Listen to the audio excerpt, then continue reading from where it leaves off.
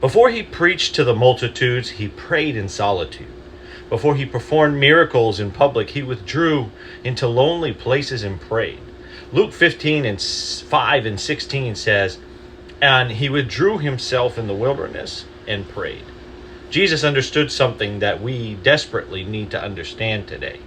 Public ministry is sustained by private communion and communication with God. You absolutely cannot live on yesterday's prayer. You cannot borrow somebody else's relationship with God. You cannot expect public authority when you have neglected private intimacy with God. Look at Daniel.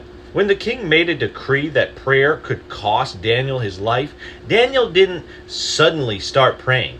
Daniel 16 and 10 says that he went into his house, opened his windows towards Jerusalem, and prayed 3 times a day as he did aforetime.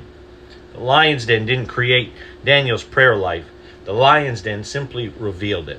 And when you look at David, before he ever stood in front of Goliath, he had already learned how to trust God when nobody was applauding him.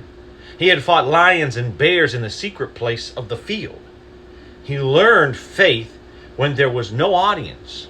So when Goliath stood in front of David, David wasn't trying to manufacture courage. He was drawing from something that had already been developed in private.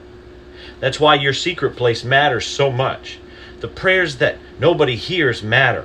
The Bible reading that nobody sees matters.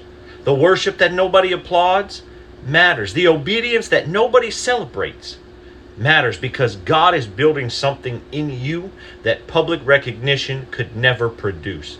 And some of you are asking God for greater influence, greater authority, greater anointing, greater opportunities, but God is calling you deeper with Him before He's calling you wider in your life.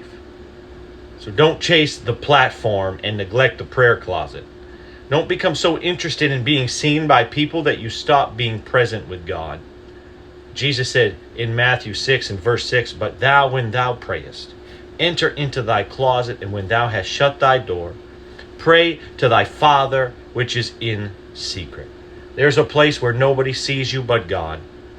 And what God develops there will eventually be evident everywhere else. Your public strength is connected to your private surrender.